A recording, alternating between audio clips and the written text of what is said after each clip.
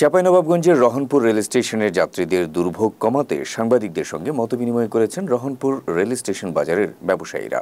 রোববার দুপুরে উপজেলার রহনপুর রেল স্টেশন সংলগ্ন একটি রেস্টুরেন্টে এই মতবিনিময় সভা অনুষ্ঠিত হয়।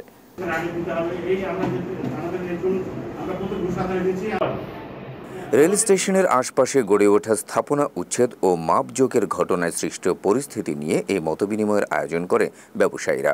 অনুষ্ঠানে রহনপুর স্টেশন বাজার ব্যবসায়ী বহুমুখী কল্যাণ সমিতির সাবেক সভাপতি আশরাফ, বিএনপি নেতা আশরাফুল হক ও বেকারি ব্যবসায়ী দুরুল হুদা সহ শতাধিক ব্যবসায়ী উপস্থিত ছিলেন।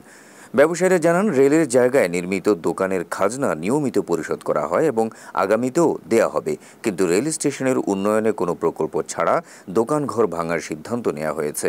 এতে কয়েক হাজার মানুষ বেকার হয়ে পড়বে। এ সময় স্টেশনের উন্নয়নে কোনো প্রকল্প ছাড়া উচ্ছেদ অভিযান পরিচালনা করতে দেয়া হবে না বলেও মত প্রকাশ করেন বক্তারা। তখন আমরা সরকারের খাজনা দেব, কারণ সরকারের প্রকল্প আসছে, টেন্ডার হয়ে গেছে, এত হাজার কোটি টাকা, এত কোটি টাকা এই টেন্ডার আমাদের বাস্তবায়ন করতে এত ভিড় জায়গা প্রয়োজন, কেউ বাধা দিতে পারবে না, আমরাই ভেঙে ফেলে দেবো।